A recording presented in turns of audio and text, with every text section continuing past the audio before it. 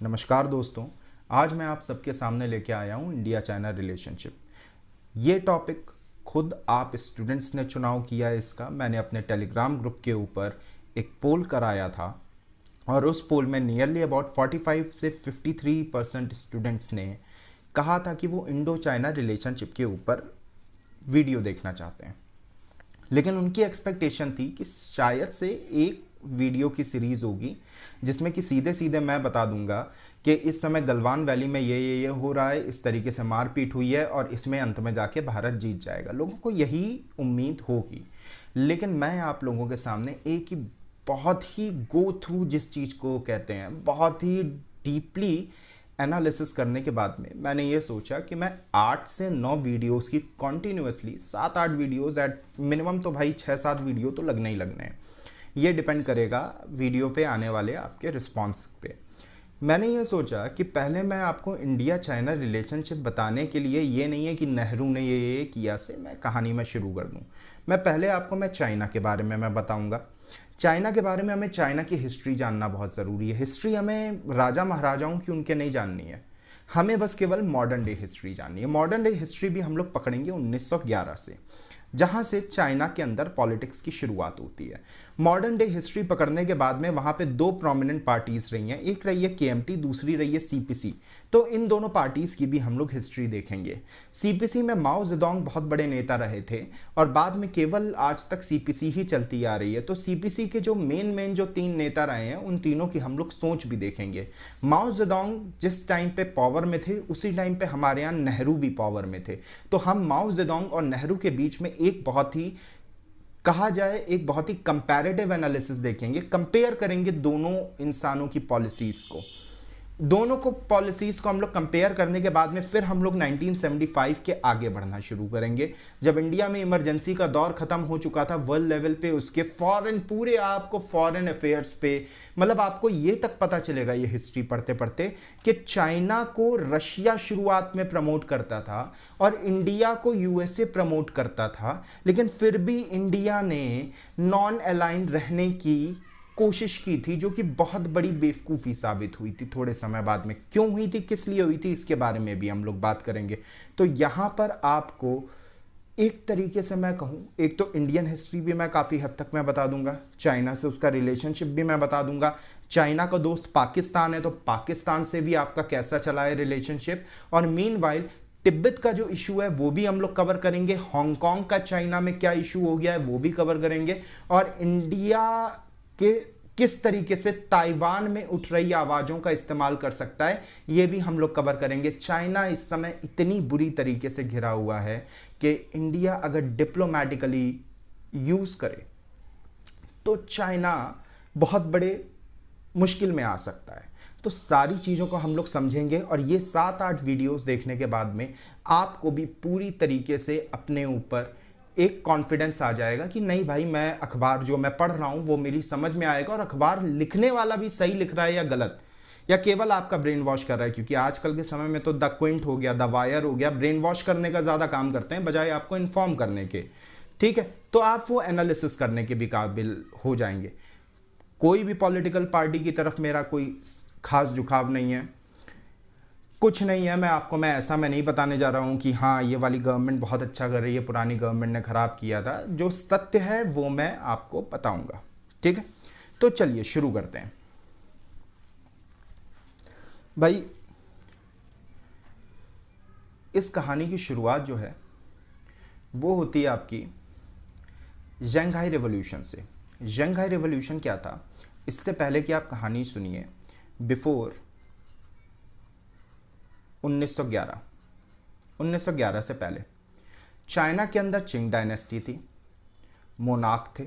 Monarch का मतलब कि एक राजा, वही सब पे राज करेगा, वही अपना सब पे पॉलिटिक्स थोपेगा, सब कुछ करेगा। और चाइना का बहुत ही ख़राब हाल था क्योंकि चाइना इससे पहले बॉक्सर रिवॉल्यूशन देख के आ रहा था। जो लोग पीसीएस वगैरह में इंटरेस्टेड हैं वो ध्यान रखें, बॉक्सर रिवॉल्यूशन के बारे में वो लोग पढ़ लेंगे। बॉक्सर रिवॉल्यूशन के बाद में चाइना के हालात बहुत ज़्यादा ख़राब थे। तो चिंग डायनेस्टी ख़राब थी, इनके हालात ख़राब थे, इन्होंने अपनी पैसे की दिक्कत कहाँ से ख़त्म करना सबसे पहले राजा शुरू करता है? टैक्स के द्वारा। दुनिया का कहीं भी राजा हो, राजा की दिक्कत शुरू नहीं हुई कि किसानों की झक मर जाती है, ठीक है। तो यहाँ पर क्या शुरू होता है कि पीजेंट्स के ऊपर अत्याचार शुरू होने लगते हैं। अब भाई खुद ही बताओ, दुनिया में जहाँ भी तुम अत्याचार करोगे, जहाँ भी तुम किसानों पे अत्याचार करोगे, तो विद इन अ डेकेड तुम्हें क्या देखने को मिलता है? एक रेवोल्यूशन। किसान त्रस्त हो चुका होता है, किसान आपसे लड़ने के लिए खड़ा हो जाता है। एक बहुत ही समझदार फिलॉसफर थे डकार्ट, उन्होंने कहा था शोषण करो लेकिन केवल इतना कि शोषित होने वाले को समझ में ना आए कि उसका शोषण हो चुका है। तो पीजेंट्स जो होते हैं वोट खड़े हुए और जंघाई रेवोल्यूशन हो गया। इस जंघाई रेवोल्यूशन में जो एक फादर फिगर बन के उभरे, देखो हर रेवोल्यूशन का एक फादर फिगर होता है।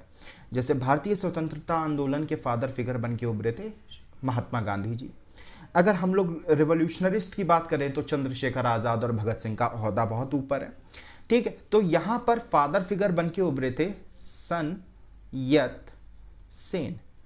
ये जो सन यत सेन थे, इन्हें बाद में ताइवान ने भी अपनी कंट्री का फादर माना और चाइना भी इसको फादर ऑफ द नेशन मानता है। सन यत सेन थे जिन्होंने एक केएमटी पार्टी की स्थापना की, क्योंकि अगर आप पॉलिटिकली अगर आप लड़ रहे हो तो आपको एक पॉलिटिकल पार्टी चाहिए होती है, आपको एक पॉलिटिकल अम्ब्रेला, एक पॉलिटिकल छाते के नीचे आपको लोगों को लाना पड़ता है, जिससे कि आप ये कल को फैसला ले सको, ये कल को आप लोगों को एश्योर करके बोल सको कि हाँ भाई अब मैं आप लोगों का ख्याल रखने जा रहा हूं पॉलिटिक्स के द्वारा, क्योंकि अल्टीमेटली करनी तो पॉलिटिक्स है, ठीक है।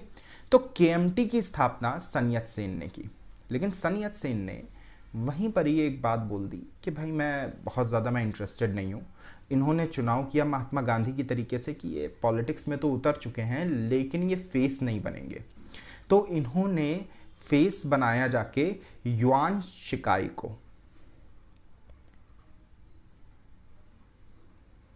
ठीक है। ये जो युआन शिकाई थे ये चिंग डायनेस्टी के जनरल थे और इनका नाम बहुत अच्छा माना जाता था, क्योंकि चिंग डायनेस्टी के अंदर में कईयों बार ये पीजेंट्स के भले की भी बात करते थे, कईयों बार इन्होंने चिंग डायनेस्टी को बचाने की भी कोशिश की कि कहीं पे चिंग डायनेस्टी ऐसा ना फैसला ले ले कि लोग इनके अगेंस्ट में खड़े हो जाए। तो युआन शिकाई का एक जो अहदा था वो बाकी के चिंग डायनेस्टी के लोगों से ज़्यादा ऊपर था, लेकिन युआन शिकाई ने तुरंत क्या किया, खुद को एम्परर घोषित कर दिया। यानी कि चाइना जिन पंजों से छूट के आ रहा था उन्हीं पंजों में वो वापस हो चला जाता है। चाइना के ऊपर फिर से एक तरीके से इंपीरियलिज्म हावी होने लगता है और चाइना की जो पॉलिटिक्स होती है वो फिर से एक व्यक्ति के केवल सोच पे आधारित हो जाती है। हालांकि जो हमारे सन यत सेन जी हैं, इन्होंने चाइना को चलाने के लिए 3 पिलर्स यानी कि 3 पिलर दिए थे कि इन तीनों के आधार पे ही चाइना चलेगा। उनमें से पहला पिलर था नेशनलिज्म, कि हम अपने देश के बारे में बात करेंगे, राष्ट्रवादी की बात करेंगे, राष्ट्रवादिता हमारे पूरे देश में बहेगी। चाइना के अंदर नेशनलिज्म बहुत ज़्यादा है, बहुत बहुत हावी है चाइना के ऊपर नेशनलिज्म। और आपको मैं एक बात बताऊं, अभी कोई बॉर्डर डिस्प्यूट नहीं है। जो जिनपिंग हैं वो अपनी सत्ता बचाने के लिए इंडिया पे आक्रमण दिखा रहे हैं और लोगों के नेशनलिज्म का फ़ायदा उठा रहे हैं। दूसरा इन्होंने यहाँ पे जो पिलर दिया था वो था सोशलिज्म। देखिए, आप किसी भी देश में जहाँ पर किसानों के द्वारा आज़ादी पाई जाती है या किसानों का सहयोग होता है या आर्गेरियन इकोनॉमी होती है, 3 चीज़ें मैंने बोली, क्या किसानों का रिवोल्यूशन में हाथ हो, या तो किसानों के ऊपर हमारी इकोनॉमी बेस्ड कर रही हो, या फिर किसानों ने बहुत ज़्यादा हमारा साथ दिया हो। इन तीनों केसेस में एक शब्द हमें ज़रूर से इंट्रोड्यूस करना पड़ता है, सोशलिज्म, ठीक है। वो चाइना ने भी किया। और तीसरा बड़ा शॉकिंग शब्द है चाइना के लिए, डेमोक्रेसी। यानी कि जिस समय चाइना आज़ाद हुआ था 1911 में और केएमटी पार्टी की स्थापना हुई थी, देखिए मैंने केएमटी पार्टी का आपको यहाँ पे सिंबल मैंने ये बना दिया, this is the symbol of KMT party.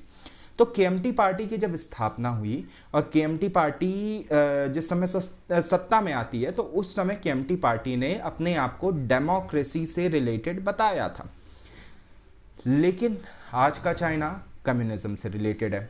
अब क्या होता है कि जो सन यत सेन होते हैं ये सत्ता छोड़ के ये चले जाते हैं।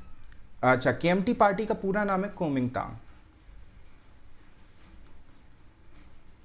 कोमिंगतांग पार्टी को हम लोग केएमटी पार्टी बोल रहे हैं। ये केएमटी पार्टी बाद में जब इसका सीपीसी यानी कि कम्युनिस्ट पार्टी ऑफ चाइना से इसको उखाड़ फेंकती है मेनलैंड चाइना से, तो ये अपना ताइवान की तरफ आते हैं, जिसे ये नाम देते हैं रिपब्लिक ऑफ चाइना, और मेनलैंड चाइना को माओ जेडोंग नाम देते हैं पीपल्स रिपब्लिक ऑफ चाइना। लेकिन हम लोग थे किस पे? युआन शिकाई पे।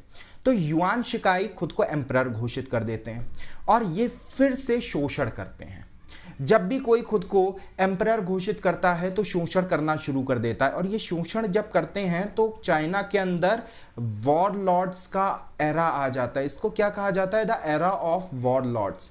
वॉरलॉर्ड्स इन्हें क्यों कहा गया है? वॉरलॉर्ड आप ऐसे एक गेम का नाम है, हालांकि कंप्यूटर पे खेला जाता है। तो वॉरलॉर्ड आप यहाँ पे सुनेंगे, लेकिन वॉरलॉर्ड इन्हें क्यों कहा गया कि बहुत बड़े बड़े जो लैंडलॉर्ड्स थे उन्होंने अपनी खुद की सेना बना ली, उन्होंने उस सेना के द्वारा अपने एरिया को कंट्रोल करना शुरू कर दिया। फिर वो अपना एक्सपेंशन करने के लिए एक दूसरे से लड़ते भिड़ते, तो एक वॉरलॉर्ड का दौर शुरू हो जाता है चाइना के अंदर, और चाइना आज़ादी पाने के विदिन 6 ईयर्स वापस से ढकेल दिया जाता है उसी सिचुएशन में जिस सिचुएशन में वो पहले था। क्योंकि अगर आप वॉर करते हो सर, तो सबसे पहले आपका नुकसान आप करते हो पीजेंट्स यानी कि फार्मर का। यहीं पर युआन शिकाई जो थे उनकी मौत हो जाती है, और इसके बाद में वॉरलॉर्ड का एरा चल रहा है 1916 से लेके 1925 तक, ठीक है। लेकिन 1925 तक के एरा में क्या हुआ था? 1920 में एक नया लीडर उभर के आ जाता है जिसका नाम है Chiang Kai Shek. Chiang Kai Shek 1920 में आते हैं, और वो क्या करते हैं, यहाँ पर धीमे धीमे करके वॉरलॉर्ड का एरा ख़त्म करना शुरू करते हैं, जो कि ओवरऑल 1925 तक जाके उन्होंने ख़त्म कर दिया। वो अपनी खुद की सेना बनाते हैं, and this is Chiang Kai Shek.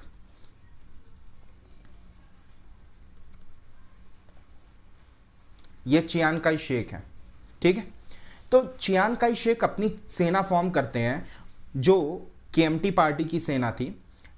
यहां से एक बात आप पकड़िए कि यहां पे सेना पार्टी की होती है, तो आर्मी चाइना की नहीं है, आर्मी है कम्युनिस्ट पार्टी ऑफ चाइना की, ठीक है। तो यहां पे चियांग काई शेक क्या करते हैं कि ये अपनी सेना बनाते हैं, लोगों को एकत्रित करते हैं, और धीमे धीमे करके वॉरलॉर्ड्स का एरा खत्म करना शुरू कर देते हैं, जो कि 1925 तक हो जाता है। तो यहां पर अब कौन है? चियांग काई शेक सबसे ऊपर।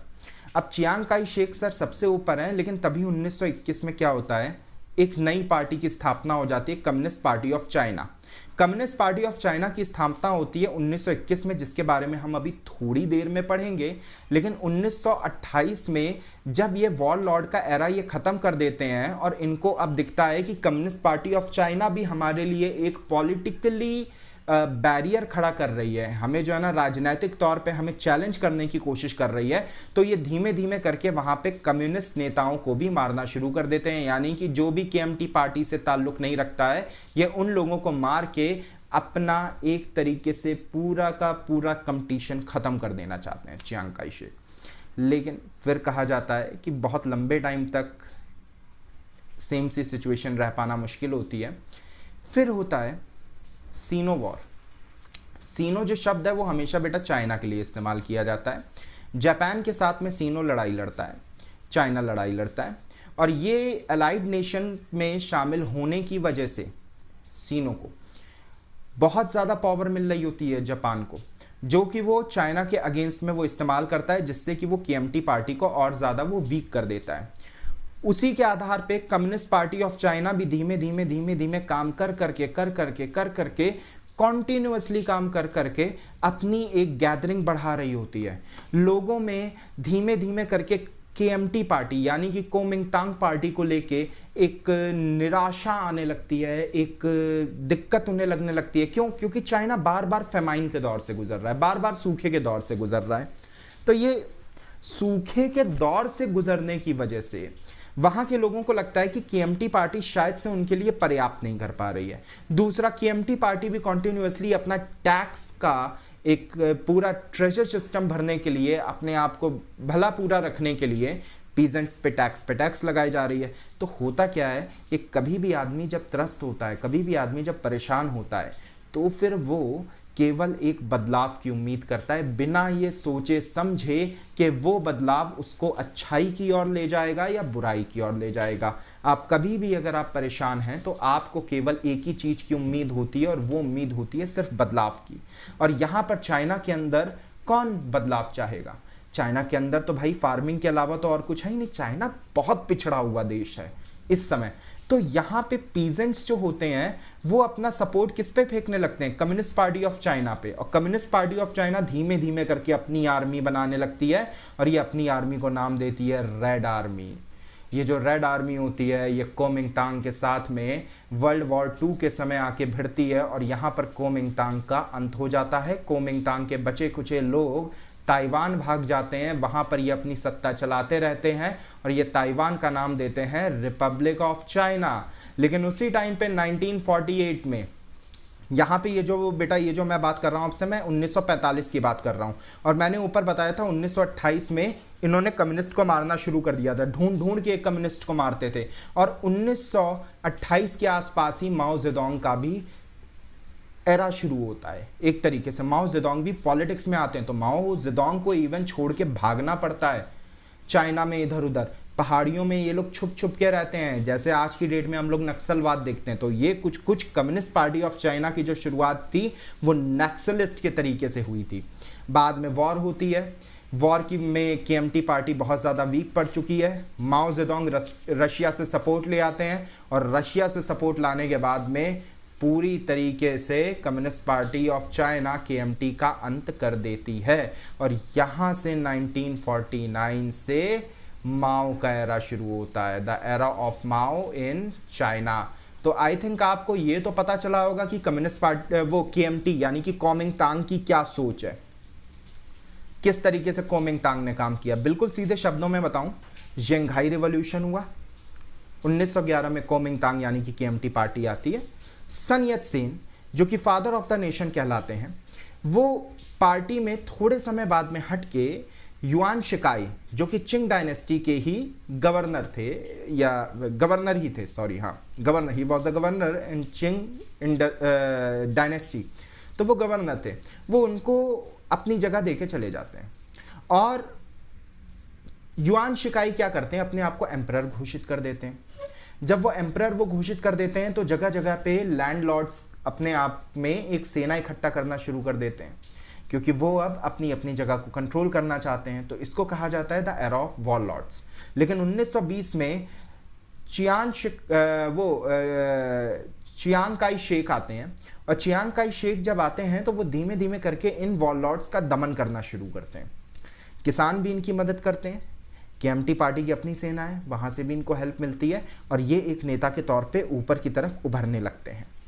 1928 तक ये जाते जाते ये पूरी तरीके से वॉरलॉर्ड का एरा ख़त्म कर देते हैं। लेकिन वहाँ पे 1921 में कम्युनिस्ट पार्टी ऑफ चाइना यानी कि सीपीसी की भी स्थापना हो चुकी है।